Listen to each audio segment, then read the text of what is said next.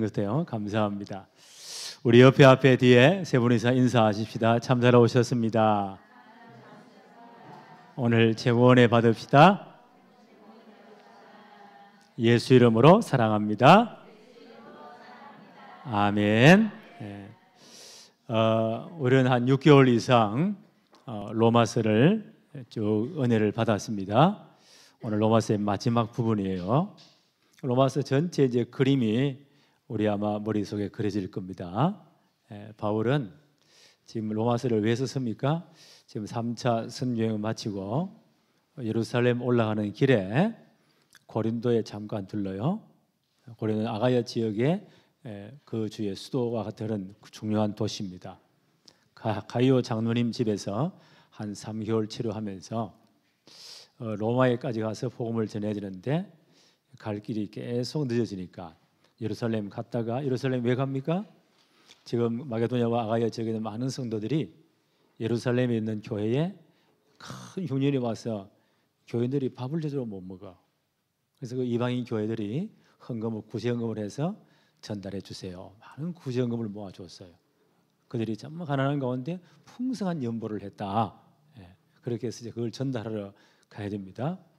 지금이야 뭐 계좌에 차면 딱 들어가잖아요. 근데 그런 게 없어요. 사람이 손수 들고 가야 돼요. 그래서 이제 바울 팀이 예루살렘으로 올라가는 길이 계속 늦어지니까 고린도에 3개월 머물면서 로마에 있는 성도들에게 편지를 씁니다. 로마에 이미 교회가 형성되어 있죠. 그 당시에는 이런 교회가 있는 게 아닙니다. 주로 가정에서 몇 사람이 모이고 또 이 가정에서 몇 사람이 모이고 이 가정에 몇 사람이 모이고 로마 시험 때 우리가 공부했죠. 누구누구의 집에 있는 교회의 문안이라 누구누구의 권속들에게 문안이라 그 가족들에게 문안이라 전부 다 그 집에 있는 교회들이에요. 거기 전부 다 합해가지고 로마에 있는 교인들입니다. 그분들에게 이제 편지를 써보내면서 내가 너에게 정말 가기를 원한다. 내가 너를 진짜 기도한다. 그 이유는 너희들에게 정확한 복음을 말해주기 위해서다. 그럼 복음이 무엇이냐를 설명해야 되겠죠? 로마서 1장 16절에 바울은 말하기를 나는 복음을 부끄러워하지 않습니다. 이 복음은 모든 믿는 자를 구원하시는 하나님의 능력입니다. 바울이 깨달은 복음이에요. 복음이 이끌어 뭐라고요? 하나님의 능력. 어떤 사람도 변화시킬 수 있는 하나님의 능력입니다. 그래서 의인은 오직 복음을 믿는 믿음으로 사는 것입니다. 복음에 대한 설명을 쭉 합니다. 1장에서 8장까지 마치 한 편의 논문을 쓰는 것 같아요. 바울은 글을 굉장히 잘 쓰는 분입니다. 구약의 그 해박한 지식을 다 동원해서 복음은 이런 것입니다. 그래서 쭉 설명을 1장에서 8장까지 했어요. 그래서 진짜 복음 받은 사람, 그리스도 안에 있는 사람들은 이제 모든 율법의 정죄에서 끝났습니다. 왜냐하면 생명의 성령의 법이 죄와 사망보에서 완전히 해방시켰습니다. 그러므로 진짜 복음 가진 사람들은 어떤 일을 당해도 망하지 않습니다. 로마서 8장 28절 그렇죠? 모든 함정의 선을 이루어버립니다. 심지어 환난, 핍박, 고난 모든 걸 다 이기게 되어 있습니다. 이게 복음입니다 라고 설명을 해요. 그리고 나서 바울이 9장부터 12장까지는 또 다른 이야기를 합니다. 자기가 유대인이잖아요. 근데 유대인들이 계속 복음을 방해하고 얼마큼 유대인이 용감했냐. 복음의 실체이신 그리스도 오셨는데도 예수님까지 거부해버립니다.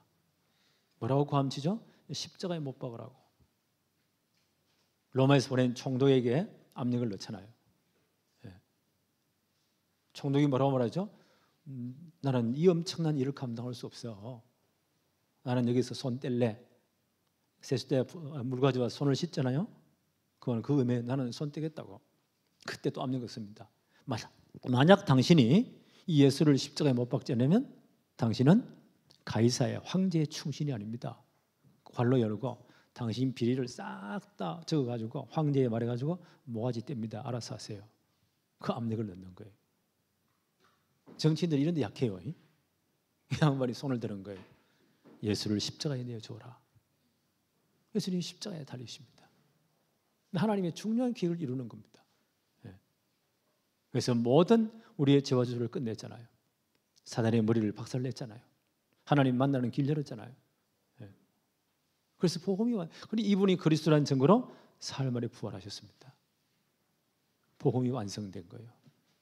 이 복음은 땅 끝까지 모든 족속에 증거됩니다. 그런데 유대인들이 이 중요한 축복을 놓친단 말이에요. 자기 동족들이. 바울이 이방인의 사도로 부름받아 전도하면서요, 늘 가슴이 아픈 부분이 있습니다. 내 동족, 내 가족, 내 친척. 바울이 그런 말을 많이 쓰죠. 친족, 친척들. 이분들이 복음 받지 못하고 영원한 지옥 간다. 너무 가슴이 아픈 거예요. 나는 내가 그리스도에게 끊어질지라도 우리 가족들, 친족들이 복음 받는 것, 하나님은 진짜 내 평생 소원이다. 그러면서 유대인들에 대한 구원의 이야기를 씁니다. 하나님이 유대인들을 아브라함의 육신적인 후손들이죠. 가나안 땅에 심었습니다. 참 감람나무로 심은 거예요. 그럼 참 열매를 맺어야 되잖아요. 이 엉망진창이라. 지금까지 유대인 역사가 그랬잖아요. 하나님이 열이 받쳤어요. 그 가지를 꺾어 버렸어요. 참감나무 가지를 꺾고, 그게 누구래요? 돌감람나무, 이방인들을 갖다 접붙였다. 그래서 뿌리의 진액을 받게 했다. 그게 지금의 시간표입니다. 우리도 이방인들이잖아요. 이방인의 충만한 수가 돌아올 것이다. 복음은 땅 끝까지 모든 이방인들에게 다 증거될 것이다. 하나님의 분명한 시간표 계획이에요. 지금이 그 시간표예요. 그러면 유대인들이 많이 돌아올 건데 마지막 때가 되면요, 이 복음은 땅까지 모든 곳에 증거되게 되어 있습니다. 별의별 사건 다 일어나도, 희한한 일이 일어나고 배교가 일어나고 별별 문제가 일어나도 복음은 땅 끝까지 모든 족속에 증거된다. 이방인들이 축복을 받는다. 그걸 보고 마지막 때에 유대인들이 시기가 난다는 거예요. 그래서 마지막 때에 택함받은 많은 유대인들이 돌아오고 있을 것이다. 바울의 이 역사 해석대로요, 복음은 계속 예루살렘 출발해서, 바울이 그랬죠. 나는 예루살렘부터 이고니온까지, 일루리곤까지, 로마 이탈리아 반도 동쪽이에요. 로마 전 제국의 동쪽에 내가 편만히 복음 전했다. 이제는 로마 서쪽으로, 이탈리아 반도입니다. 서쪽으로, 지중해 서쪽 끝이죠. 제일 끝에 있는 나라가 스파나, 스페인이에요. 좀 더 가면 뭐가 있죠? 포르투갈. 그 하면 대서양이에요. 나는 거기까지 가서 복음 전하겠다. 그때 사람들은 그게 끝인 줄 알았으니까. 이 복음은 계속 서쪽으로, 영국으로 건너가요. 영국에서 복음의 대전성기를 맞습니다. 하나님이 영국을 통해 전 세계 복음 전하기 위해서, 한때는 영국은 어떤 나라였습니까? 해가 지지 않는 나라. 전 세계 식민지를 다. 거기서 또 보세요. 복음이 핍박을 받으니까 청교도들이 우리는 성경대로 정말 바로 살아야 돼 라고 하는 사람들이 청교도들이에요. 이분들이 미국 땅으로 건너가죠. 거기서 그 고생 끝에 미국이라는 나라를 진짜 성경에 기초해서 나라를 건설합니다. 하나님 그 나라를 내리 쏟아 부은 거예요. 지금도 미국이 지금 개판 5분 전이지만 그래도 미국의 기독 정신이, 복음이 살아있어요. 선교사를 지금도 제일 많이 파송했습니다. 그래서 전 세계 선교사를 파송, 서쪽으로 그 일본으로 건너서 중국으로, 동남아시아로 계속 복음은 증거되는 거예요. 우리나라 조선 땅이 100년 전에는 형편없는 나라였어요. 지금은 세계 10위권이라고 하니까 이게 대단한 나라예요. 우리나라에 조금 요 사건 터지면 전 세계가 다 보고 있다니까. 이런 대단한 나라입니다. 근데 100년 전에는 형편없는 나라였어요. 그때 복음이 들어왔잖아요. 그때 미국에는 대부흥이 일어나가지고 미국의 젊은이들 가운데 진짜 성령 받아서 가슴이 뜨거운 사람들이 저 조선 땅에 가서 복음을 증거해야 돼 라고 20대 피 끓는 젊은이들이 복음 두고 들어온 거예요. 영국에도 중요한 분들이 들어봤어요. 순교당하기도 하고, 그분들이 풍토병에 죽기도 하고, 양화진 모욕에 우리려면 한번 가볼 필요가 있어요. 그게 순교당한 분들, 선교하다가 돌아가신 분들이 거기다 묻혀 있습니다. 그렇게 복음이 증거된 거예요. 우리나라는 특별한 케이스입니다. 하나님 우리나라를 축복해 주신 거예요. 아슬아슬한 위기 속에서도 그때마다 교회가 기도했잖아요. 하나님 우리를 축복하신 거예요. 이 조그만 나라가 보세요. 그래서 많은 지역에 복음 전하도록, 앞으로 북한문 열리면 엄청난 문이 열릴 겁니다. 나는 지금 여러 가지 사태가 하나님이 다 정화해서 그걸로 바당탕 거려가지고 전체를 정화해서 북한도 열리고 몽골까지 싹 다 지금 들어가요. 그럼도 앞으로 러시아, 밑으로 하면 중국, 계속 하면 탄자나라, 이슬람 국가 계속 수진할 것입니다. 지금 네팔로 부탄을 해서 인도까지 들어가고 있어요. 제대로 된 복음들이 지금 들어가고 있습니다. 지금 이슬람권 나라에서도, 이란에서도요, 이란이 페르시아 제국의 후예들이거든요. 저렇게 반대도요, 복음 가진 기독교의 숫자는 계속 어마무리치하로 늘어나고 있어요. 중국에도 저렇게 핍박을 해도요, 진짜 지하교회 숨은 성도들이 1억 내지 2억이 된다고 해요. 북한에 저렇게 두드려 잡잖아요. 그래, 북한의 진짜 성도는 거기다 지금 숨어 있는 겁니다. 하나님의 작업이라고 봐요. 인도에 가보니까 진짜 복음 가진 사람들이 정말 복음 전에 또 모이더라고요. 인도는 특세가 대단한 나라입니다. 만약 함부로 십자가 세웠다, 동네 사람 다 가지고 돌멩이 던지고 다 건물 다 부셔버립니다. 근데도 제자들이 나고 있어요. 인도는 보세요. 불교, 힌두교, 기독교, 모슬렘 다 짬뽕돼 있어요. 계속 복음이 전거돼요. 서쪽으로. 그거 지나면요, 탄자 나라들이요, 이슬람권. 좀 지나면 예루살렘이에요. 계속 서진 땅까지. 바울의 해석이에요. 이렇게 복음이 전 이방에 다 전거될 것이다. 마지막 때에 이 축복을 보고 많은 유대인들이 돌아올 것이고, 그때 주님이 재림할 것이다. 그때 끝나는 날이에요. 하나님의 정확한 시간표는 복음은 땅 끝까지 모든 족속에 전거된다. 바울의 해석이에요. 그게 로마서 9장, 10장, 11장이에요. 많은 장을 할애했죠. 그 다음 12장부터 16장까지는요, 이제 로마서에 자기가 하고 싶은 말이에요. 여러분이 정말 복음 받았으니까 이제 복음 받은 사람들은 자기 몸을 하나님이 기뻐하시는 거룩한 산제사로 드려야 됩니다. 로마서 12장 1절. 이것이 너희가 드릴 영적 예배니라. 삶의 예배를 드려야 됩니다. 실제 이야기를 해요. 우리 복음 받았으니까. 그래서 복음과 인자는 교회 안에서 이렇게 해야 됩니다. 국가에 대해서는 이렇게 해도 사회에서는 이렇게 해야 됩니다. 특별히 교회 안에 이런 선도 아니고 악도 아닌 교회 전통이라든지 자기 신앙 수준이라든지 성경 앞에서는 자기 양심을 따라 판단할 그런 윤리적인 문제가 있습니다. 그 문제 가지고 막 초대교회는 막 싸웠어요. 주로 이제 유대인들 가운데 율법하에 있다가 복음 받은 분들이 꽤 많이 있어요. 그들의 옛날 습관 때문에 아무리 예수 믿어도 할례 받아야 돼. 모세 율법 지켜야 돼. 율법에 그만한 음식 절대 먹으면 안 돼. 이렇게 주장하는 사람들이 이방교회를 파고 들어와서 막 헷갈리게 만들었단 말이에요. 바울이 거기서는 굉장히 강한 어조로 말합니다. 내가 전한 이 십자가의 복음 외에 다른 거 섞으면 그건 저주받는 것이다. 갈라디아 교회들이 여러 번 막 흔들렸거든요. 굉장히 강력하게 말해요. 복음의 본질은 절대 놓치면 안 돼요. 그런데 복음 외에 다른 것, 이럴 수 있고 저럴 수 있는 것이 있거든요. 예를 들어서 이제 로마는 전 세계, 그 당시 로마가 전 세계를 장악한 나라잖아요. 지중해 전체를 다 장악한 나라니까 이 지구 역사상 지금까지 로마만큼 강한 나라가 없습니다. 그래서는요, 로마는 영원하다고, 모든 길은 로마로 통한다고 그런 말이 있잖아요. 그 로마에는 별의별 사람이 다 모였으니까 거기는 이방 신전들이 엄청 많아요. 거기는 이제 동물 제사를 드려요. 그 많은 고기들을 어떻게 처리해요? 뒷구멍으로 나오겠죠. 그게 값이 훨씬 사잖아요. 장사하는 분들은 뭘 받아 팔까요? 그게 훨씬 더 거의 공짜로 나오니까 그걸 받아가 잘 포장해가지고 이거 금방 도축해온, 금방 잡아온 고기라고. 사람들은 헷갈리잖아요. 그게 우상의 제물 딱 내떨어 붙이는 것도 아닌데 우리가 사 먹었네. 기독교인이 그 모르고 사 먹었단 말이에요. 알고 보니 이게 우상 제물이라. 믿음이 진짜 좋은 사람은요, 아니야, 하나님 한 분 외에는 다른 신이 없어. 우상은 아무것도 아니야 라고 나는 충분히 아멘으로 믿음으로 기도 받으면 별 것이 없어. 나는 먹었단 말이에요. 근데 바울은 그 사람들을 믿음이 강한 사람이라고 표현했어요. 믿음이 약한 사람들, 주로 율법주의에 있다가 돌아온 사람들, 아니면 우상 숭배를 열심히 하다가 돌아온 사람들, 이 사람은 영적으로 예민한 사람들이에요.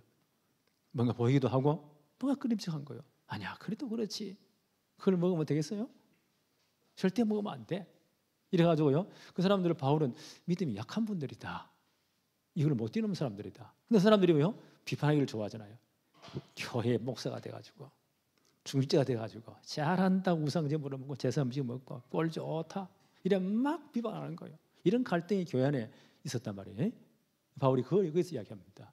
이건 선도 아니고 악도 아닌 것, 자기 양심에 따라 신앙 수준 따라 판단할 것, 원리를 제시합니다. 믿음이 강한 자가 믿음이 약한 자의 입장에 서서 생각해 줘라.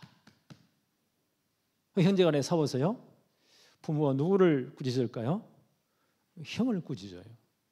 철든 놈을. 네가 형인데 그러면 되겠냐? 동생을 이해해야지. 우리 바로 밑에 동생 1살 차이잖아요. 만날 이게 기어올라. 나도 또 아니잖아요. 만날 치고 먹고 싸워. 우리 엄마는 누구를 바라요? 만날 누가 참아야지. 형이 돼가지고. 어릴 때 내 마음속에 나만 말아 안 해. 그럴 수도 있어요. 근데 바울은 누구를요? 믿음이 강한 여러분들이 믿음이 약한 자 입장에서 보세요. 그들이 넘어지지 않게 그들의 입장에 서서 매사 행동에 조심해야 됩니다. 선을 행하고 덕을 세우는 것이 하나님의 뜻입니다. 바울이 자기 이야기로, 만약 내가 그런 나는 모든 걸 다 먹을 수 있지만 그것이 믿음이 약한 자들에게 걸림돌이 된다면 나는 평생 시장에 파는 고기를 먹지 않겠습니다 라는 선언을 해요. 그게 믿음이 좋은 사람이에요. 그렇죠? 우리 한국교회 지금 이제 극복 못한 문제가 뭐죠? 술, 담배 문제. 이미 유럽 서구 교회는 이걸 이미 극복했거든요. 우리 한국 사람 술 문화는 이게 독특한 문화야. 한국에서 뭐 술 소비량이 제일 많다면서요? 아주 희한한 나라예요. 이걸 만약에 이 교회가 처음 그 복음이 들어와서 보니까요, 엉망진창이라고 보니까. 그래서 예수 믿는 사람들은 덕을 위해서 술도 먹지 맙시다. 그래서 옛날 찬송가에는요, 금주가가 있어요. 술 포지도 말고 먹지도 말자. 우리 할머니들이 부른 그때 찬송이요. 옛날에 해충이 많으니까 구충제가 없으니까 막 담배를 피워가지고 해충을 죽인다고요. 어릴 때부터 막 피워놨어요. 우리 할머니 보니까 평생 못 끊어. 왜? 어릴 때부터 인이 딱 박혀가지고. 그게 너무너무 교회 안에 와가지고 담배대를 꽂고 와가지고 교회 안에 예배 드릴 때 막 피워대면 어떻게 되겠어요? 성경에서 보니까 이건 아닙니다. 피우지 맙시다. 여름에 열심히 농사해가지고요, 추수를 해서요, 겨울철에 뭐 하죠? 사랑방에 앉아가 전부 다 노름하는 거야. 네가 다 팔아먹고 가산 다 날리고 이것도 하지 맙시다. 양반이라고 한 사람에 전부 다 첩이 없는 것들이 없어. 이런 엄난 갈등이 있고 별의별 문제가 생기는 거야. 이런 거 다 금합시다. 한국이 이런 좋은 전통을 세운 거예요. 이걸 지금 와서 그거 복음으로 다 해방되는 거야 하고 멋대로 살자. 물론 그게 믿으면 좋은 걸까요? 그렇게는 하지 마세요. 그게 아이디어 포럼 문제예요. 이 문제를 로마 15장에 다루어요. 그래서 믿음이 강한 자들은요, 항상 믿음이 약한 분들을 생각해야 돼요. 바울이 겁을 줍니다. 당신들 멋대로 한번 해봐라 그러면. 믿음이 좋다고. 함부로 말할 뿐. 나는 복음이니까 괜찮아. 누림인데 뭐. 다 끝났잖아. 멋대로 한번 해봐. 하나님 앞에 설 때 다 당신 뭐 짓고 고해. 다 고해야 돼. 그때 빠말뜨기 많이 맛을 생각하고 해. 바울이 그렇게 말했어요. 그 여러분들은 정말 믿음으로 행하고 선을로 행하고 덕을 세우세요. 그게 그리스도인의 삶의 예배입니다. 그 부탁을 하는 거예요. 이해하셨죠? 그러면서 로마서 15장 9번절에 보니까요, 자기가 진짜 얘기를 하는 거예요. 내가 너에게 가기를 원하는 것은 이 복음을 제대로 증거해 주어서 각인 뿌리 체질하시고 너희들이 견고히 세워져서 이제 나를 그 당시 땅 끝이라고 생각하는 스페인까지 사마리아까지 나를 파송해 주세요. 그 이야기를 하는 거예요. 안디옥에서 파송돼요. 안디옥은 저 로마 제국의 동쪽이에요. 네. 지금 시리아 지역. 거기서 만약에 계속 성경을 보낸다면 엄청난 거리예요. 그때 선교 팀이 파송될 때는요, 먹을 거, 입을 거, 돈 모든 거 공급해야 돼. 이렇게 몇 사람들이 그렇게 그걸 어떻게 감당하겠어요? 로마가 딱 중앙이잖아요. 여러분들이 이제 스바야를 갈 때 우리 선교팀을 지원해 주세요. 지난번 생각했죠? 바울과 고린도에 함께 있는 그 팀들 꽤 많잖아요. 가이오 장로님 집에서 가이오 장로님 어떻게 소개하죠? 나와 온 교회 식주인 가이오, 우리 선교팀을 다 돌봐주는 가이오, 그 팀을 이루어서 바울이 갔다니까요. 그러니까 로마 교회 여러분들이 우리 팀을 지원해 주세요. 나는 스바나까지 가야 됩니다. 그 이야기를 지금 바울이 하고 있습니다. 그러면서 로마 16장 이제 마지막 이제 인사예요. 인사할 때 지난번에 생각했죠? 로마 교회를 개척한 로마 교회에 진짜 헌신한 분들의 명단들을 바울이 들은 것, 바울이 알고 있는 분들을 쭉 이분들에게 문안 인사하세요. 거기 자세히 보니까 누구누구의 집에 있는 교회, 누구누구의 형제들, 누구누구의 권속들 다 가정 교회들이에요. 여기 모여가지고 로마 교회예요. 문안하세요. 그래서 오늘 보니까 이제 그리고 나서 바울과 함께 있던 가이오 장로 집에 있던 그 팀들의 소개하죠. 디모데부터 소개를 쭉 합니다. 그리고 나서 이제 오늘 마지막 부분이에요. 바울이 서신서를 쓸 때는 마지막 축도로 끝내요. 예수 그리스도의 은혜와 하나님의 사랑과 성령의 역사하심이 너희 가운데 있을지어다. 그 축도예요. 거의 모든 서신이 축도로 끝내요. 그런데 로마서는 어떻게 한다고요? 축도로 안 끝내고 진짜 이 나의 복음, 예수 그리스도 이 복음에 대한 찬양으로 끝냅니다. 그걸 송영이라요. 기도 형식의 찬송을 송영이라고 해요. 나의 복음에 대해서 바울이 찬송으로 이 로마서를 끝냅니다. 그럼 이 부분이 중요하겠죠? 자, 한번 보십시다. 바울이 어떤 찬송을 합니까? 첫째, 바울이 누린 복음. 25절에 보니까 나의 복음과 예수 그리스도를 전파함은, 이 말은요, 나의 복음, 컴마 예수 그리스도를 전파함은, 우리말로 볼 때는 엔드로인데요, 헬라어는 이 말이 엔드로 번역할 수도 있고 컴마로 할 수도 있어요. 나의 복음, 즉 예수 그리스도. 바울이 말한 나의 복음이 누구라고요? 예수 그리스도이시다. 우리 옛날에 보니까 이승만 대통령 그 초대 대통령이잖아요. 이분이 영어를 잘하신 분이에요. 자기를 뭐라고 나 이승만은, 우리나라에 이런 어법이 없어요. 그 영어 어법이에요. 나 컴마하고 곧 이승만은. 좀 기억납니까? 들어봤습니까? 그분이 영어를 잘하시는 분이니까 그런 표현이에요. 나의 복음 이꼬로 즉 예수 그리스도. 바울이 찬송한 그것은 복음이에요. 나의 복음, 내가 지금까지 누리고 증거했던 이 복음, 바로 그 복음은 예수 그리스도이시다.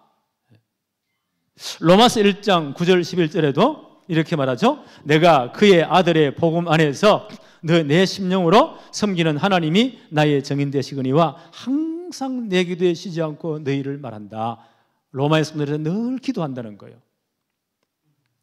어떻게 하든지 하나님의 뜻 안에서 너희에게로 나아갈 좋은 길 얻기를 구하노라. 내가 너희에게 나아가기 진짜 늘 기도하고 있다. 그 이유가 뭡니까? 내가 너희 보기를 간절히 원하는 것은 어떤 신령한 은사를 너희에게 나누어 주어 너희로 견고하게 하려 합니다. 이 어떤 신령한 은사가 뭐예요? 그게 복음이에요. 복음을 제가 너희에게 증거해서 너희로 복음의 견고한 신앙이 되도록 하기 위해서 내가 너희에게 나가기를 내가 늘 기도하고 있다. 1장 15절에도 보니까 그러므로 나는 할 수 있는 대로 로마에 있는 너에게도 복음 전하기를 원하노라. 로마에 있는 성도들이 다 복음 받은 사람들이에요. 그 무슨 말일까요? 진짜 복음으로 각인 뿌리 체질하시기를 원한다. 그 자기의 복음을 이렇게 설명합니다. 로마서 1장 16절 내가 복음을 부끄러워하지 아니하노니 나는 복음이 정말 자랑스럽습니다. 이 복음은 모든 믿는 자에게 구원을 주시는 하나님의 능력입니다. 수식어 다 빼뿌리면 뭐예요? 복음이 이꼬로 뭐예요? 하나님의 능력. 어떤 사람도 변화시키는 하나님의 능력이 복음입니다. 이 복음에는 하나님의 의로움이 나타나서 믿음으로 믿음이 이르게 하나니 기록된 바 오직 의인은 믿음으로 말미암아 살리라 함과 같습니다. 우리는 이 복음으로 의롭게 됩니다. 이 믿음으로 우리가 하나님 앞에 서는 것입니다. 그 이야기를 쭉 지금까지 해왔어요. 마지막 찬송이에요. 오늘 25절 다시 한번 더 볼까요? 나의 복음과 컷마치고 나의 복음 즉 예수 그리스도를 전파함은, 복음은 바로 예수 그리스도이십니다. 복음이 예수 그리스도예요. 그 부분을 고린도 교회에 편지할 때는 좀 더 구체적으로 설명하죠. 고린도전서 15장 1절 2절에 보니까 형제들아 내가 너희에게 전한 복음을 너희로 알게 하노니, 내가 너희 전한 복음을 알게 한다. 이는 너희가 받은 것이요 고린도 교회 복음 받았잖아요. 그 가운데 복음 안에 선 것이라. 너희가 만일 내가 전한 그 말 복음을 굳게 지키고 헛되이 믿지 않았으면 그로 말미암아 구원을 받으리라. 우리가 복음으로 구원받습니다. 내가 받은 그 복음이죠. 먼저 너희에게 전하였노니 이는 이 복음은 성경대로 그리스도께서 우리 죄를 위하여 죽으시고, 복음이 뭔가요? 성경의 예언대로 그리스도 오셔서 우리 죄 때문에 십자가에서 모든 문제를 끝냈다는 거예요.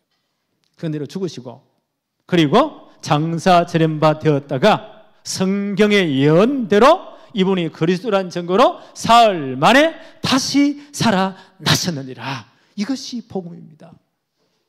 바울이 복음을 정확하게 말했어요. 복음이 누구라고요? 예수 그리스도. 성경대로 이 땅에 오셨습니다.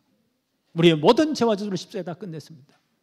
그리고 이분이 무덤에 장사된 바 완전히 죽었다는 거예요. 그리고 이분이 그리스도란 증거로 성경의 예언대로 사흘 만에 다시 살아나셨습니다. 이것이 복음의 핵심입니다. 나는 이 복음을 지금까지 증거해 왔습니다. 그 말이에요. 그러면서 두 번째 보니까 복음 전파의 3단계에 대해서 바울이 압축적으로 설명을 합니다. 25절 보니까 그리스도를 전파함은 영세 전부터 감추어진 것입니다. 복음은 영세전에 감추어진 것입니다. 복음은 삼위일체 하나님께서 천지와 인간을 창조하기 전에 구원하신 하나님의 지혜입니다. 삼위일체 하나님의 지혜예요. 그게 복음이에요. 영세전 그리스도를 통해서 구원 계획을 세우신 하나님의 지혜, 그것이 복음이에요. 이 복음이 어마어마한 겁니다. 그래서 창세기 3장 15절에 인간이 넘어지자 말자 하나님 뭐부터 주었나요? 복음부터 주었어요. 창세기 3장 15절 잘 알지요? 여자의 후손으로 그리스도를 보내겠다. 그분이 오시면 너희를 넘어뜨린 사단의 머리를 박살낼 것이다.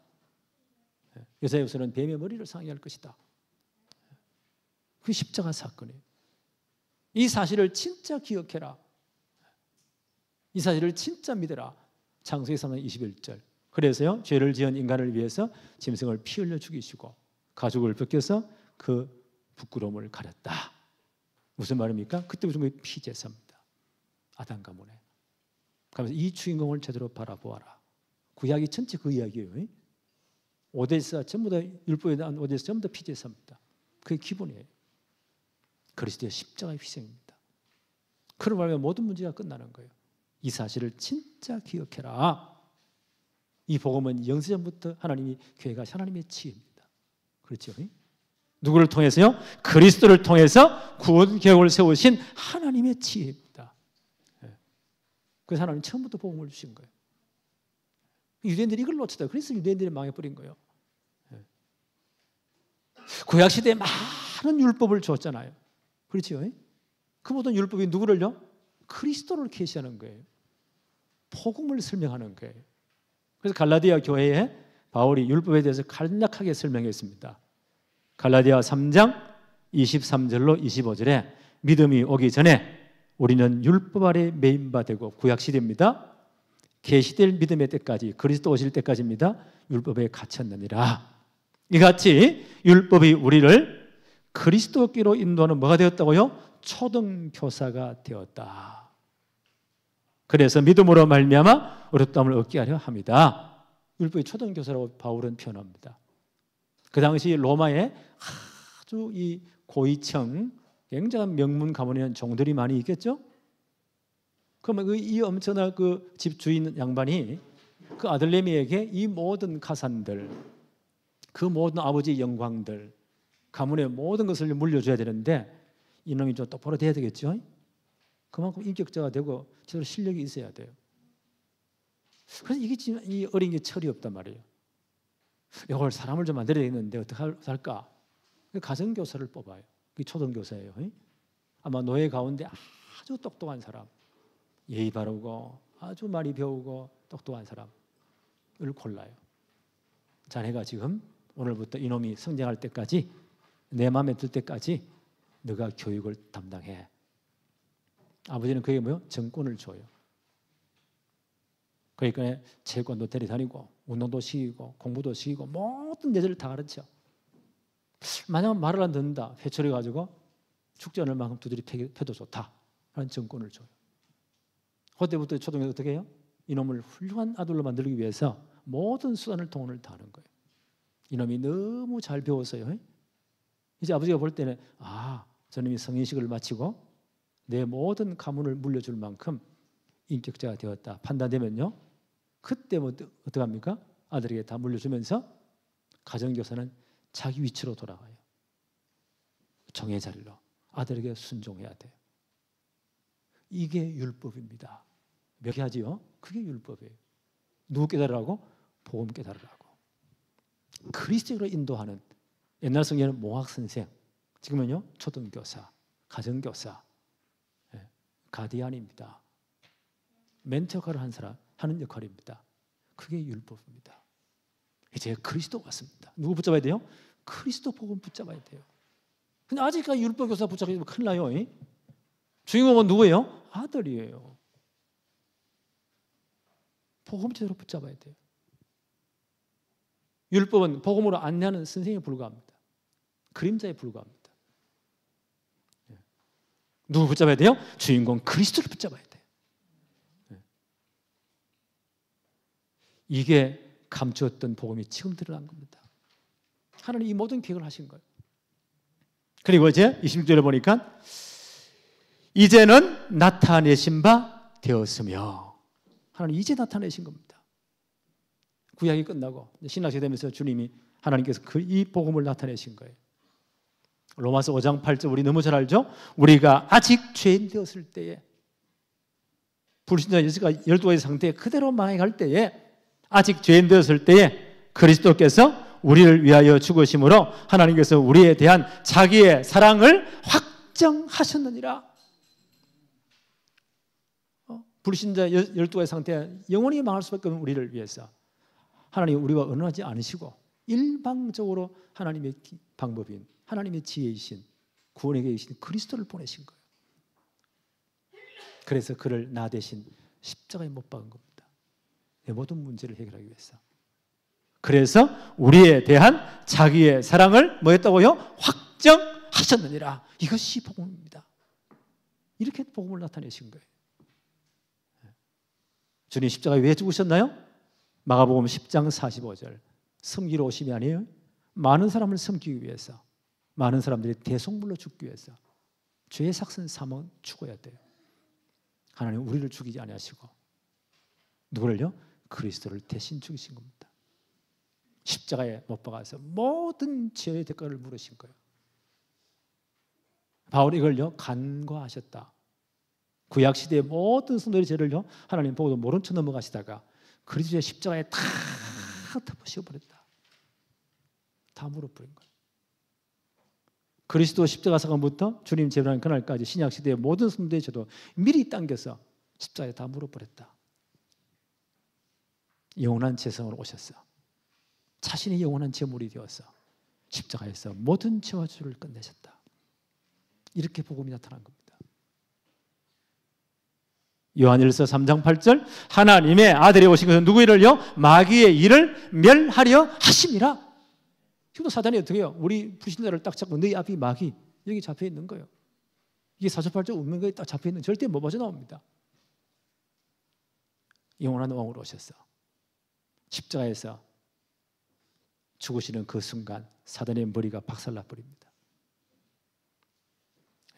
하나님의 아들이 오신 것은 마귀의 일을 멸하려 하십니다. 십자가에서 다 끝내버렸어요. 그래 진짜 예수 그리스도를 구주로 영접했다. 운명 사주팔자 다 끝났어요. 다 끝났어요. 방향, 교회 갖고 가면 제일 좋아. 날짜, 주일 잘 지키면 끝이야. 끝나버렸습니다. 이게 복음입니다. 이렇게 복음이 나타난 거예요. 요한복음 14장 6절 예수님 직접 말씀하셨죠? 내가 곧 길이요 진리요 생명이니 나로 말미암지 않고는 아버지께로 올 자가 없다. 하나님 만나는 새로운 길, 상길을 열어버렸습니다. 어디서요? 십자가에서. 하나님 만나는 모든 길이 다 열린 겁니다. 그래서 예수님이 운명하는 그 순간요, 지성소와 성소를 갈랐던 큰 휘장 커튼이에요. 하나님 함부로 만날 수 없어요. 들어가면 큰일 나요. 1년에 단 한 번 대지상이 대속죄일 날 짐승의 피를 두고 부들부들 떨려 들어가는 그 길, 그 길이 열려버린 거예요. 주님이 운명하는 그 순간 지성소와 성소를 갈랐던 큰 휘장 커튼이 둘로 쫙 찢어집니다. 역사 기록에 보니까요, 그게 얼마나 커튼이 튼튼하냐. 황소 3마리가 가까이가 당겨도 안 찢어진다고 합니다. 위로부터 아래로 하나님이 가르친 거예요. 하나님 만나는 길, 새로운 길, 살 길이 열린 거예요. 영원한 선자로 오셔서 십자가에서 이 길을 열어버렸다. 이렇게 복음이 나타난 겁니다. 뭘 통해서요? 십자가 사건을 통해서. 그래서 바울은 고린도전서 15장 3절 4절에 내가 받은 것을 먼저 너에게 전하였노니 이는 성경대로 그리스도께서 우리 죄를 위하여 죽으시고, 그렇죠, 다 끝냈죠. 그래서 모든 분이 다 끝냈어요. 영원한 왕으로 오셔서 사단의 권세를 꺾으시고, 영원한 제사장 우리 모든 죄와 죄를 끝내시고, 지옥 권세 끝내시고, 영원한 선자 하나님 만나 새로운 길 살기를 다 열어버리셨다. 우리의 죽으시고 장사지낸 바 되었다가 성경의 예언대로 이분이 그리스도란 증거로 사흘 만에 다시 살아나셨느니라. 그래서 복음이 완성된 거예요. 이렇게 복음이 나타난 것입니다. 이 복음은요, 로마서 10장 26절을 계속 봅시다. 이제 나타나신 바 되었다가 영원하신 하나님의 명을 따라 선자들의 글로 말미암아 모든 민족이 믿어 순종하게 하시려고 알게 하신 바. 이 복음이 계속 알려집니다. 무슨 말일까요? 복음은 계속 전파됩니다. 이 복음은 계속 전파됩니다. 바울이 지금 이 심부름을 하고 있는 거예요. 바울은 말하기를 나의 삶, 이방인 사도로서 예루살렘부터 일루리곤까지 로마 그 이탈리아판 동쪽까지 나는 편만히 복음을 전거했습니다. 이제 남은 생에는 여러분 로마의 교인들이 나를 후원해 주어서 스페인까지 가야 됩니다. 여기에 여러분들이 나를 후원해 주세요. 그 로마서 15장 그 부분에 그 부탁하는 거예요. 왜요? 이 복음은 땅까지 모든 족속에 증거돼야 돼요. 알려져야 돼요. 부활하신 주님의 약속이 무엇이죠? 사도행 1장 8절 우리가 너무 잘 알고 있잖아요. 오직 성령이 너희에게 임하시면 너희가 뭘 받고요? 권능을 받고 예루살렘, 온 유대, 사마리아 땅 끝까지 이르러 내 증인이 될 것이다. 바울이 약속부터 예루살렘 전체, 유대 전체, 사마리아 땅까지, 이제 땅 끝까지. 바울의 세계관에서는요, 땅 끝이 스페인까지예요. 지중해 끝까지. 나는 이 길의 증인 되어야 됩니다. 복음은 이렇게 계속 알려져야 됩니다. 우리 여기에 방향 맞춰야 돼요. 지금 우리가 말하는 237 나라 빈곳 5천 종족이 그냥 말이 아니에요. 다른 분들 때는 아이고 뭐 밥도 못 먹는 주제에 237 나라 좋아하시네. 5천 종족 아이고 잘해봐라. 그건 모르는 소리예요. 진짜 여기에 내 생을 두고 방향 맞추었다. 주님이 정인 되라 하면 우리는 못해요. 정인 뭐요? 될 것이다. 약속했습니다. 이제 뭐요? 약속 붙잡고 진짜 기도하는 거예요. 네. 정인될 것이다. 이렇게 복음은 알려지게 되어 있습니다. 예수님 말씀이죠. 마태복음 24장 14절에 이 복음은 모든 족속, 모든 민족에 다 증언될 것입니다. 예수님 이렇게 말씀하셨습니다. 이 천국 복음이 모든 민족에게 증언되기 위하여 온 세상에 전파되리니 그제야 끝이 오리라. 하나님의 시간표입니다. 이 복음은 계속 지금 서쪽으로 가고 있습니다. 그러니까 인도가 중요해요. 왜요? 지구상의 나라 중에 인구가 제일 많거든. 중국보다 2천만이 더 많다고 하니까 족속이 보니까 수백 족속이야. 언어만 공식 언어만 22가지야. 와, 이렇게 큰 골때리는 나라구나.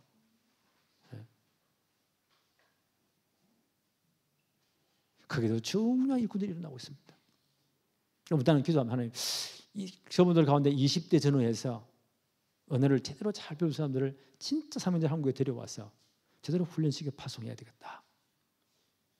이번에 제가 간 그 지역이 콜카타 지역이에요. 항구 도시예요. 큰 강이 있는데 그 강 넘어가면 그 방글라데시예요. 살람 목사님이 지금요 복음 때문에 생명 걸고 있는 그 지역, 그 동네 옆이요. 분위기가 비슷해 보니까. 살람 목사 어떤 분이에요?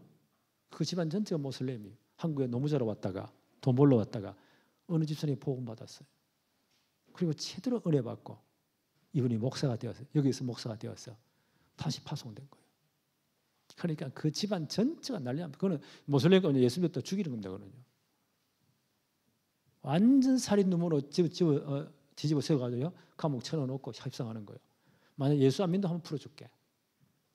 나는 죽어도 그렇게 못한다. 언제 저분이 칼 받아 죽을지 몰라요. 죽어도 좋다. 그 아들내미가 굉장히 똑똑해요. 몇 년 전에 그 아들이라도 혹시 무슨 모르니까 우리 한국에 보내라. 우리 교육시킬게. 아닙니다. 우리 가족 전체는 결단했습니다. 와, 이런 제자가 있습니다. 사실 부끄럽더라고요.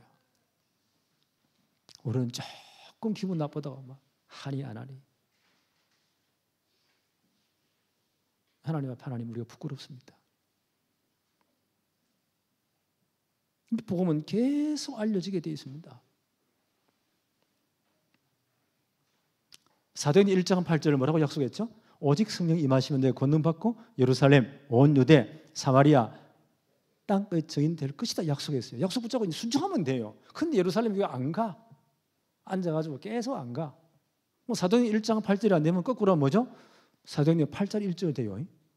8장 1절. 예루살렘 교회에 큰 핍박이 나서 하나님 흩어버리시는 거예요. 안 하면 하나님은 자기 일을 이루고 가십니다. 일을 행하시는 여호와, 그것을 지어 마시는 성취하시는 여호와. 하나님 일을 진행하십니다. 지금도. 문제는 우리요. 분명히 부활하신 주님이 약속했잖아요. 오직 성령이 임하시면, 그리고 성령 충만에 진짜 기도해야 돼요. 너희가 권능을 받고 예루살렘, 온 유대, 사마리아 땅과 이런 내 증인 될 것이다 약속부터 진짜 순종하면 기도하면 돼요. 예루살렘이 안 가. 저끼리 막 싸우고 있어. 그러면 핍박 환란이 나타나는 겁니다. 거꾸로 8장 1절이죠. 한번 읽어볼게요. 사도행전 8장 1절. 사울이 그가 중에 스데반이 순교당하죠. 당함을 마땅히 여기니라. 그날에 예루살렘에 있는 교회에 큰 박해가 일어나서 사도 외에는 다 유대와 사마리아와 모든 땅으로, 좀 느낌이 없습니까? 예루살렘, 온 유대, 사마리아 땅끝. 요거 안 하니 관심 없으니까 스데반 돌 맞아 죽고 순교당하고, 하나님은 그렇게 하시는 겁니다. 8장 1절에 분명히 이렇게 기록했어요. 스데반 순교 이후에 예루살렘 교회에 큰 박해가 있어 사도 외에는 다 유대와 사마리아와 모든 땅으로. 1장 8절 똑같은 구조잖아요. 흩어지니 하나님 흩어버립니다. 이분들이 그때 정신 차리고요, 가는 곳마다 뭐 했다고요? 그 흩어진 사람들이 두루 다니며 복음의 말씀을 전했다. 하나님 이렇게 하십니다. 하나님 안 하면 하나님 하게 하십니다. 우리가 여기에 이제 방향 맞춰야 됩니다. 그래서 우리가 여기 방향 맞추고 기도하고 헌신하는 거예요. 여기에 방향 맞춘 교회가요, 예루살렘 교회가 아니고 사도행전 13장 어느 교회입니까? 안디옥 교회, 이방인 교회예요. 이방인들이 모인 교회예요. 그 잘난 유대인들 뭐 예루살렘 교회에 관심 없어. 하나님 박살내가지고 흩어버렸어. 그분들이 안디옥까지 와서 개척한 교회가 안디옥 교회예요. 이방인들이 중심입니다. 이 안디옥 교회 누구를 파송했죠? 바울과 바나바를 이방인 선교사로 처음 파송합니다. 지구 역사상 교회가 처음으로 선교사를 파송해요. 바울 바나바를. 누가 무슨 듣고요? 성령의 음성을 듣고 내가 불러시키는 일을 위해서 바울과 바나바를 따로 세워서 이방인 성에서로 파송해라. 거기에 순종한 교회가 안디옥 교회. 그래서 바울의 1차, 2차, 3차 전도 여행이 어느 교회 기준이죠? 안디옥 교회가 기준이에요. 한 바퀴 돌아가 선교 보고한다 1차 선교 여행이에요. 또 팀을 구성해서 한 바퀴 돌아간다 2차 선교 여행이에요. 또 팀 구성해서 한 바퀴 돌아오는데 나중에는 이제 3차 전도 여행 때는 에베소에서 큰 역사를 이루죠. 그리고 이제 바울이 그때 하나님의 시간표를 발표해요. 로마로 가야 된다. 그래서 그때는 안디옥에 돌아오지 않고 예루살렘 교회에 가서 모든 선교 보고를 마치고 또 이방인 교회가 거두어준 선교 구세금 전달하고 로마로 가기를 원했어요. 이 3차 전도여행이에요. 그 속에 지금 고린도에 머물러서 로마서를 쓰고 있단 말이에요. 안디옥에 그렇게 복을 받은 교회. 그러니까 바울이 누린 모든 복음적인 축복을 안디옥에 함께 누리는 겁니다. 복음 전파의 3단계. 영세전부터 함주인 복음. 하나님이 지혜로 복음을 준비하셨어요. 처음부터 복음 주셨잖아요. 그리스도를 보내서 이 복음을 제대로 이제 나타내셨습니다. 이제 이 복음은 땅 끝까지 모든 족속이 알게 될 겁니다. 증거될 겁니다. 여기에 방향 맞춰야 돼요. 기도해야 돼요. 하나님은 이때 우리와 함께 하십니다. 그렇잖아요. 우리 교회 딱 방향 맞춰야 됩니다. 세 번째, 복음 전파의 결과. 제가 믿음의 3단계라고 했죠. 복음이 지금 믿음의 3단계가 나타나요. 여러분 점검해 보세요. 첫째, 믿음. 복음을 믿어야 되겠죠. 26절에 보니까 이제 나타나신 바 되었으며 영원하신 하나님의 영을 따라서 선자들의 글로 말미암아 모든 민족이 믿어. 모든 민족의 복음은 전거돼야 돼요. 복음을 믿어야 돼요. 가정의 복음을 믿어. 그렇죠? 복음을 믿고 예수 그리스도를 진짜 영접해야 돼요. 요한복음 1장 12절 잘하는 말씀이죠. 영접하는 자, 곧 그 이름을 믿는 자들에게는 하나님의 자녀가 되는 권세가 주어졌습니다. 우리가 복음 듣고 예수 믿고 구원받았잖아요. 하나님 자녀 되었잖아요. 반드시 믿어야 돼요. 어떻게 믿어야 돼요? 로마서 10장 9절 10절 마음으로 믿어 의에 이루고 입으로 반드시 시인해야 돼요. 예수님을 나의 구주로, 나의 주님으로, 나의 왕으로 시인해야 돼요. 우리도 입으로 마음으로 믿고 입으로 시인했잖아요. 그래서 우리는 구원받은 거예요. 믿어야 돼요. 로마서 10장 17절 그러므로 믿음은 들음에서 나며 들음은 그리스도의 말씀으로 말미암았느니라. 우리 믿음이 어떻게 생긴다고요? 들음으로 믿음이 생기는 거예요. 그래서 말씀 듣는 게 가장 중요합니다. 우리가 지금 우리 가족들로 기도하잖아요. 우리 친족들, 우리 친구들 기도하잖아요. 친자 붙은 건 전부 다 우리 기도 대상자고 전도 대상자예요. 그 후원의 계획 속에 다 있어요. 절대 포기하지 마세요. 계속 기도하세요. 하나님 분명히 시간표를 딱 줍니다. 하나님 시간표로 움직인다니까요. 그때는 그 사람의 마음문을 다 열게 돼 있습니다. 예를 들어 빌립보 감옥 간수한 사람들은요, 극단의 상황에 몰아넣어가지고 죄수를 도모하면 자기가 끔찍하게 자기의 사형을 다 죽어요. 그냥 자살하려고 홀상을 하나님 만들어 가신다니까. 그때 바울이 뭐라고 말하죠? 우리가 여기 있다. 칼을 거두어라. 회양물이 놀래가지고 벌벌 기어들어오잖아요. 그때 하는 말, 선생들이요, 우리가 어떻게 해야 구원을 받으리까? 그때는 하나님이 다 작업 다 넣으셨어요. 우리가 진짜 기도하면 이런 상황이 일어난다니까요. 목사님 말도 마세요. 내 속으로 났지만 저 새끼는 안 돼요. 절대 안 돼요. 그건 우리 생각이에요. 하나님 생각, 우리 생각은 하늘과 땅 차이입니다. 하나님 생각은 달라요. 우리는 자꾸 우리 기준에서 늘 이야기해요. 지난 금요일 이야기했죠. 터널 비전. 터널 지날 때 앞에 요거 조그마한 거 보고 안 보이잖아. 요거 보고 우리는 날려다 죽었다 살았다 끝났다 안 됐다 그러잖아요. 하나님의 계획은 이만큼 있는데 우리는 자꾸 요것만 보고 끝났다고. 아니요. 저 인간 절대 안 된다고. 그건 내 생각이에요. 진짜 한번 기도해 보세요. 하나님이 작업하신다니까요. 그때 빌립보 감옥에 간수가 벌벌 기어 들어온다니까. 어머니 내가 진짜 회개합니다. 가라되 주 예수를 믿으라. 그리하면 너와 내 집이 구원을 얻으리라. 하나님 역사하신다니까요. 믿음은 들음에서 들으면 그리스도의 말씀으로 말미암느니라. 정확한 복음 말해줘야 돼요. 그래서 로마서 10장 15절에 복음 전하는 자의 발걸음이 하나님 보기에 가장 아름답대요. 로마서 10장 15절에 기록된 바 아름답도다 좋은 소식을 전하는 자들의 발이여함과 같으니라. 그래서 전도로 애쓰는 사람들, 어떻게 전도지를 나눠주로 애쓰는 사람들, 이 발걸음 하나님 보기에 제일 아름답대요. 올해 진짜 기도하세요. 믿음의 단계. 두 번째 보세요. 반드시 믿고 순종해야 돼요. 오늘 26절에 보니까 모든 민족이 믿어 순종하게 하시려고. 믿음, 그 다음에 우리가 신앙이 경건하려면 순종해야 됩니다. 순종. 믿습니다. 그 다음 뭐요? 진짜 말씀에 순종이 있어야 돼. 우리 한국 교회들은 말씀 믿으면 좋아요. 주여 믿습니다. 시옷 10개 붙이고. 그 다음에 순종은 안 해. 그럼 하나님도 역사 안 하셔. 반드시 믿고 들어가면 뭐요? 순종하는 단계에 있어야 돼요.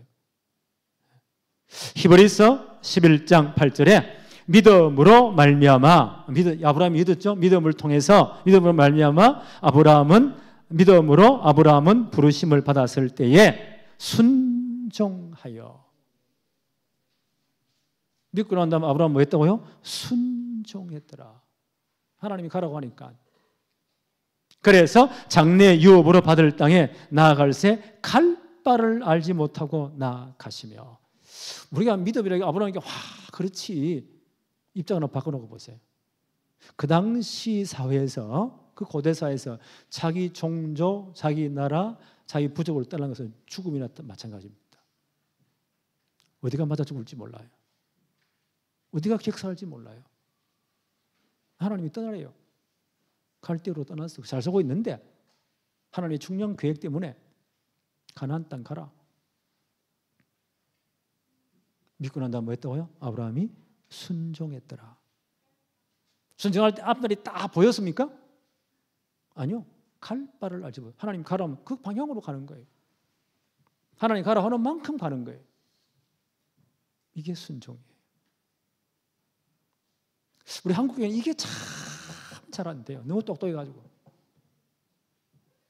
왜 가야 되는데요? 어디까지 가야 되는데요? 왜 해야 되는데요? 너무 똑똑해. 너무 똑똑한 분들이 왜 하나님 역사가 안 일어나요? 교회 사람 좀 어리숙한 사람들은 하나님 주님 믿습니다. 죽고 나서 하나 내가 주의 것이고 주님 말씀 중에 차라리 그 사람이 역사를 나요. 아브라함이도 어떻게 소개했다고요? 히브리서 11장 8. 히브리 11장은 믿음의 사람들의 장이죠. 히브리 11장 8절에 믿음으로 아브라함은 부르심을 받을 때에 순종하여 믿고 순종했어요. 장래에 유업을 받을 땅에 나아갈 때 갈 바를 알지 못하고 하나님이 가라 큰만 가면 돼. 나갔더라. 아브라함이 믿음 조상 되었잖아요. 아브라함이 5가지 축복 엄청나잖아요. 요 믿음이 누구예요? 아들 이삭에게 전달됩니다. 이삭에 대한 사건입니다. 창세기 26장 2절로 4절 제가 읽겠습니다. 여호와께서 이삭에게 나타나 이르시되, 또 흉년이 되니까 애굽으로 가면 또 곡식을 구하셔서 애굽으로 내려가려고 폼 잡았어요. 하나님 나타나셨습니다. 애굽으로 내려가지 말고 내가 너에게 지시하는 땅에 거주하라. 이 땅에 거류하며 가나안 땅이죠. 내가 너와 함께 있어 내게 복을 주고 내가 이 땅을 너와 내 자손에게 주리니 내가 내 아버지 아브라함에게 맹세한 것을 이루어 내 자손을 하늘의 별과 같이 번성하게 하며 이 모든 땅을 내 자손에게 주리니 내 자손으로 말미암아 천하 만민이 복을 받을 것이다. 그리스도 오셔서 천하 만민의 복음이 정될 것이다. 이삭에게 이 말씀하십니다. 이는 아브라함이 내 말에 순종하고 내 명령과 내 계명과 내 율례와 내 법도를 지켰음이니라 하시니라. 아브라함의 믿음, 이 믿음 본받아라. 아브라함 믿음의 특징이 뭐예요? 순종. 아들 이삭에게 내려가지 마. 애굽 세상으로 가지 마. 그게 풍념이 있는 거지 아니야? 이 가나안 땅 흉년에 여기 붙어 있어. 하나님 계획이 있으니까. 그러면 너 아버지 아브라함이 약속하신 모든 축복을 내가 다 하겠다. 아브라함이 이 축복 받았지 않느냐? 성경은 이야기합니다. 이는 아브라함이 내 말을 순종하고 내 명령과 내 계명과 내 율례와 내 법도를 지켰음이니라 하시니라. 우리 믿었잖아요. 그다음 뭐요? 순종이 있어야 돼요. 하나님 말씀에 순종. 그렇게 되면 3단계 뭡니까? 우리의 믿음이 견고해집니다. 순종을 통해서 믿음이 견고해지는 거예요. 믿습니다. 과함대로 되는 게 아니고요. 순종을 통해 믿음이 견고해지는 거예요. 로마서 16장 26절 모든 민족이 믿어 순종하게 하시려고 알게 하신 바 그 신비의 계시를 따라 된 것이니 이 복음으로 너희를 능히 견고하게 하실 것입니다. 믿고 순종할 때 믿음이 견고해지는 겁니다. 순종할 때 믿음이 견고해지는 거예요. 로마서 1장 11절 바울이 처음 하신 말씀이죠. 내가 너희 보기를 간절히 원하면, 로마에 그렇게 가기 원한 것은 어떠한 신령한 은사를, 복음을 너희에게 나누어 주어서 너희로 견고하게 하려 합니다. 너희 신앙을 견고하게 하기 위함이다. 우리가 진짜 견고해지는 복음을 믿어야 돼요. 하나님의 말씀 듣고, 그리고 말씀이 뭐예요? 순종해야 돼요. 그래 우리 믿음이 견고해지는 겁니다. 그래서 말씀을 듣고 말씀의 순종은 굉장히 중요합니다. 사도행 24에 보니까 바울이 이제 3차전 뒤에 에베소 전직에 3년 반 동안 캠프했잖아요. 바울이 이제 예루살렘 가는 길에 밀레도에서 아마 에베소 가까운 지역인가 봐요. 에베소의 장로들을 불러 모읍니다. 마지막 작별 인사를 해요. 내가 예루살렘 가면 어떤 일을 당할지 알지 못하겠다. 혹시 순교할 수도 있다. 내가 너희를 떠난 다음 악한 이단들이 와서 교회를 여러 가지 분란을 일으킬 것이다. 그래서 나는 미리 말한다. 내가 주님께와 하나님의 말씀에 너희를 맡긴다. 하나님의 말씀에 너희를 맡긴다. 바울이 이렇게 말합니다. 주와 그 은혜의 말씀에 부탁하노니 그 말씀이 여러분을 능히 든든히 세우사 거룩하게 하심을 입은 자 가운데 기업 있게 하실 것입니다. 주와 그 말씀께 부탁한다 너희를. 왜요? 그 말씀이 능히 여러분을 든든히 세울 것입니다. 믿어서요. 말씀에 순종해야 돼요. 그 다음 뭐요? 하나님 우리 믿음을 견고하게 하십니다. 말씀을 받았으면 진짜 내 언약으로 붙잡아야 돼요. 그 말씀 내가 정말 순종해야 돼요. 그 말씀이 여러분을 능히 든든히 세우실 것입니다. 오늘 이 축복이 이제 정말 복음받은 우리 교회에 있기를 바랍니다. 마지막 바울의 찬송입니다. 27절에 지혜로우신 하나님께 예수 그리스도로 말미암아, 하나님이 지혜로 복음을 주셨잖아요. 그 하나님께 복음을 완성하신 예수 그리스도를 통해서 영광이 세세무궁하도록 있기를 원합니다. 아멘. 이렇게 바울이 찬송으로 로마서를 끝내고 있습니다. 오늘 말씀을 정리합시다. 복음 전파의 3단계. 하나님 영세부터 복음을 준비하셨습니다. 하나님의 지혜로. 그렇죠? 그리스도를 보내서 복음을 나타내셨습니다. 이 복음은 지금도 계속 성령의 능력으로 증거되게 되어 있습니다. 땅끝 모든 족속에게. 진짜 복음이 들어가면요, 복음을 믿어야 돼요. 그래야 구원받아요. 믿어서면요, 말씀에 순종해야 돼요. 그래야 우리의 믿음이 견고하게 세워집니다. 우리 교회가 이 축복이 진실로 임하기를 바랍니다. 기도하겠습니다. 하나님 아버지 감사합니다. 우리 모든 성도를 축복하시며 렘넌트를 축복해 주옵소서.